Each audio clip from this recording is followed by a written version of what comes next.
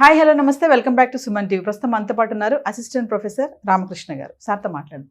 నమస్తే సార్. నమస్కారం అమ్మా. సార్, హౌస్ రెంట్ కొత్త రూల్ అయితే వచ్చింది. ఇప్పుడు హౌస్ ఓనర్స్ ఎవరైతే ఉన్నారో రెంట్కి ట్యాక్స్ కూడా పే చేయాలంట, లేదంటే శిక్షలు పడతాయని చెప్పేసి కొత్త రూల్ వచ్చింది. మరి చాలా కామెంట్స్ కూడా వస్తున్నాయి పబ్లిక్ నుంచి కూడా. ఏంటంటే సరే పెంచారు, ట్యాక్స్ కట్టమన్నారు ఓనర్కి, మరి ఆ బర్డెన్ ఎవరి మీద పడుతుంది? రెంట్కుండే వాళ్ళ మీదే కదా. ఇప్పుడు 5,000 ఉన్న అద్దె ఉన్నాం అనుకోండి, సపోజ్ నేను 5,000తో అద్దెకున్నాను. ఇప్పుడు ఈ ట్యాక్స్ పెడితే ఓనర్ నాకు 1,200 పెంచుతాడు అద్దె. ఎవరు కట్టాలి ఇప్పుడు ట్యాక్స్? నా మీదే పడుతుంది కదా ఈ బర్డెన్. అసలు ఏంటిది? చాలామంది ఊర్ల నుంచి ఇక్కడికి వచ్చి సిటీకి వచ్చి ఇక్కడ ఉద్యోగాల నిత్యమో చదువు నిత్యానో ఉండి అద్దె ఇంట్లో ఉంటారు. మరి అలాంటి వాళ్ళకి ఇప్పుడు ఇది బర్డెనే కదా. అసలు ఈ హౌస్ రెంట్ పైన ట్యాక్స్ ఏంటి అసలు అంటే ఏం చెప్తారు సార్? ట్యాక్స్ అనే దాని గురించి చెప్పుకోవాలంటే గవర్నమెంట్కి ట్యాక్స్ వేసే అధికారం ఉంది కాబట్టి ఇంటి రెంట్ మీద వేసారు ఎందుకు అనడానికి లేదు. ఏదో పాత సినిమా ఒకటి ఉంది, అందులో రాజు ఉంటాడు, మీరు గడ్డం పెంచితే ట్యాక్స్, గడ్డం తీస్తే ట్యాక్స్, మీరు నించుంటే ట్యాక్స్, కూర్చుంటే ట్యాక్స్ వేయడం ఆయనకి ఆ అధికారం ఉంది. కాబట్టి రాజు తలుచుకుంటే దెబ్బలకు కొదువా. కాబట్టి అలాగే ఇది కూడా ఒక ట్యాక్స్ అనుకుందాం. అయితే వచ్చిన సమస్యలు ఏంటో చెప్తా వినండి. మామూలుగా ట్యాక్స్ ఏం కొత్త కాన్సెప్ట్ కాదు, మహాభారతంలో చెప్పారు. ట్యాక్స్ అనేది ఎలా ఉండాలయ్యా అంటే, సూర్యుడు తన వేడితో ఎలా అయితే ఆవిరిగా మార్చి నీటిని మళ్ళీ అదే ఆవిరిని వర్షంగా కిందకి ఎలా పంపిస్తారో, అలాగే ఒక రాజు ఏమీ తెలియకుండా అలా ట్యాక్స్ తీసుకుని మళ్ళీ ప్రజల ఇది భవిష్యత్తుకి లేదా వారి అభివృద్ధి కోసం మళ్ళీ వర్ష రూపంలో ఇవ్వాలని ఒకటి చెప్పారు. అలాగే ఒక 2-2.5 సంవత్సరాల క్రితం చూసుకుంటే చాణక్యుడు ఏమని చెప్పాడయ్యా అంటే, ట్యాక్స్ అనేది ఎలా తీసుకోవాలయ్యా అంటే, పువ్వులోంచి తుమ్మెద పువ్వుకి హాని కలిగించకుండా ఎలా అయితే తేనెని తీసుకుంటుందో తీసుకుని మొత్తం అంతా అక్యుములేట్ చేసి మళ్ళీ ఆ తేనెని ఎలా పంచుతుందో, ఎందుకంటే తేనె తాగదు, అలాగే ఉండాలి అన్నారు. బాగుంది, వినడానికి చాలా బాగున్నాయి కదా. అయితే అది ఇప్పుడు ఇలా పరిస్థితులు కాదు, ఇలాంటివి చెప్తే వీడెవడో చాలా పాతకాలం నాడు అక్కడ అయిపోయాడు, ఫ్రీజ్ అయిపోయాడు అనుకుంటారు. కానీ అది వారు చెప్పారన్నమాట, ఒక బాధ్యత ఎలా ఉంటుంది అన్నది చెప్పారు. అయితే ఇప్పుడు వచ్చిన ఈ పర్టికులర్ దీని డీటెయిల్స్ ఇవి అవన్నీ పక్కన పెడదాం. ఎంత ట్యాక్స్ వేస్తారు, ఏం చేస్తారు, ఆదాయం ఉంది అంటే ట్యాక్స్ ఉండాలి అన్నది రూల్.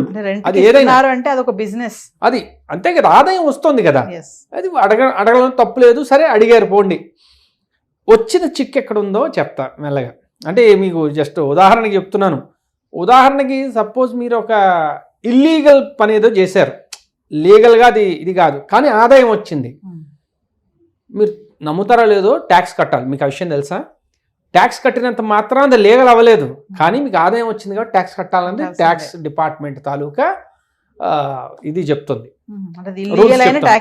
అంతే, డబ్బు వచ్చింది కదా, బ్లాక్ అయితే ఏంటి వైట్ అయితే ఏంటి, నా ట్యాక్స్ నాకు ఇచ్చేసాయి అన్నది వీళ్ళ పద్ధతి.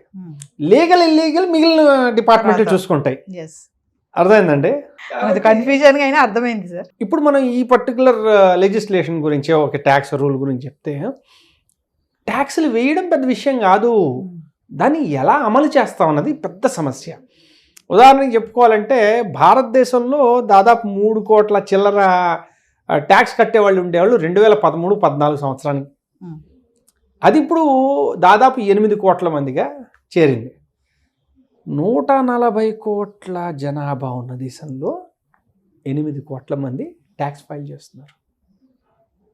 అమెరికా 33-34 కోట్ల జనాభాలో 15 కోట్ల ట్యాక్స్ రిటర్న్స్ ఫైల్ అవుతాయి. అంటే ఉదాహరణకి చూసుకోండి, అక్కడ దాదాపు 45% మించి ట్యాక్స్ రిటర్న్స్ ఫైల్స్ అవుతుంటే ఇక్కడ కనీసం 10% కూడా లేదు, 5%. ఊహించుకోండి ఎంత దయనీయమైన పరిస్థితుల్లో ఉన్నాం. అంటే 3 కోట్ల నుంచి 10 ఏళ్లలో 8 కోట్లు వచ్చాయని ఆనందపడాలా? కనీసం ఒక 15-20%కి వెళ్ళలేదని బాధపడాలా? ఇప్పుడు ఏమవుతుందంటే, ఈ రకమైన ట్యాక్స్లు ఆల్రెడీ ఉన్న వాళ్ళని ఇంకా గట్టిగా లాగుతున్నాం. ఇది ట్యాక్స్ బేస్ పెంచాలి. మన దేశంలో అత్యంత పెద్ద సమస్య ఏంటయ్యా అంటే ఆ ట్యాక్స్ బేస్ని పెంచలేకపోవడం, అది పెద్ద సమస్య.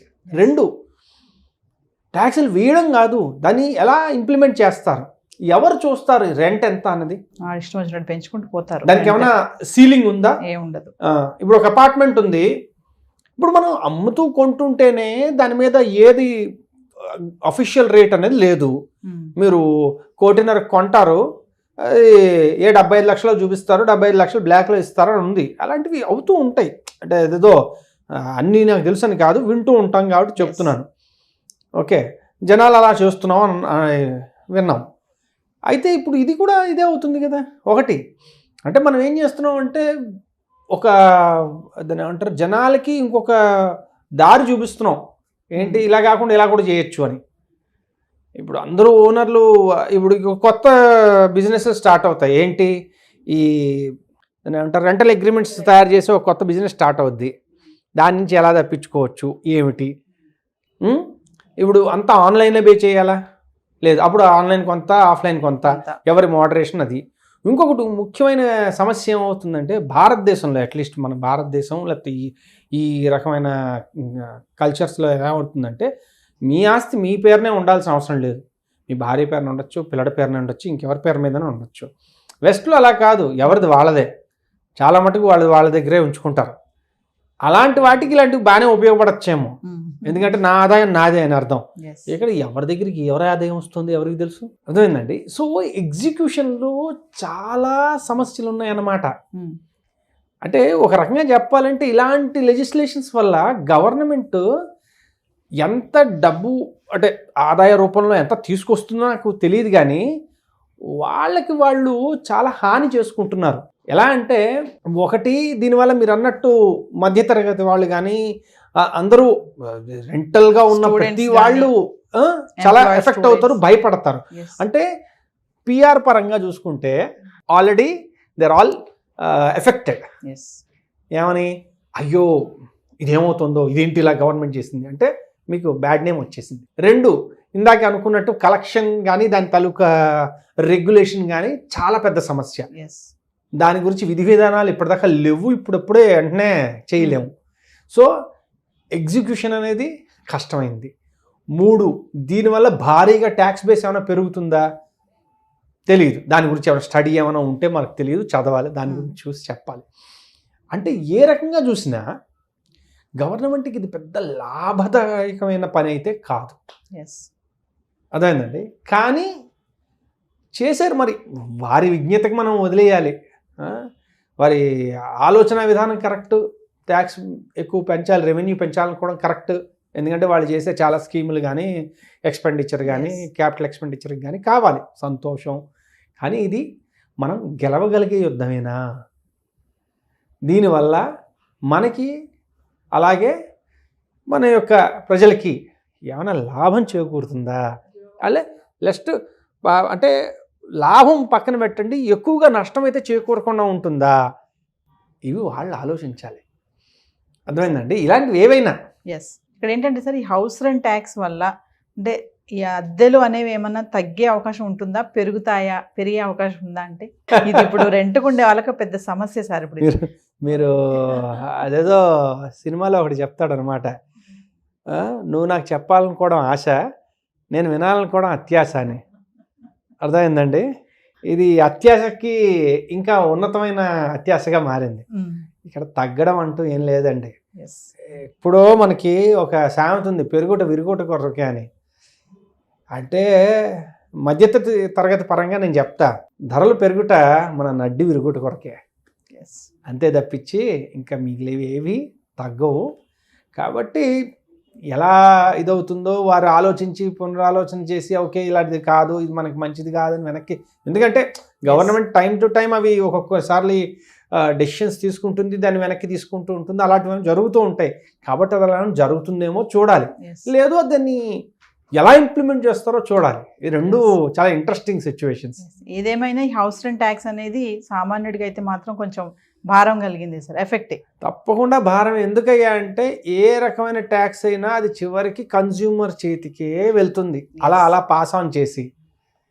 ఇది కన్జ్యూమర్ ఇందులో ఈ పర్టికులర్ సంఘటనలో చూసుకోవాలంటే సామాన్యులందరూ ఇందులో ఉంటారు. ఎందుకంటే వాళ్ళు సొంత ఇల్లు కొనుక్కునేంత లేదు, వాడు ఉన్న చోటే సొంత ఇల్లు ఉండాల్సిన ఇది లేదు కాబట్టి మాక్సిమం అంతా వలసదారులే కాబట్టి ఇవి చాలా మటుకు పెద్ద ఇంపాక్ట్ కలుగుతుంది. yes. ఇది ఉదాహరణకు ఒక ఇంట్లో ఉన్నారు, నలుగురు కడుతున్నారు. సో వీళ్ళ పరిస్థితి ఏంటి? yes. ఏ రకంగా విడదీస్తాం? చూడాలి సార్ ఎంతవరకు వెళ్తుంది అసలు అనేసి. చూడాలి. Thank you. థ్యాంక్స్.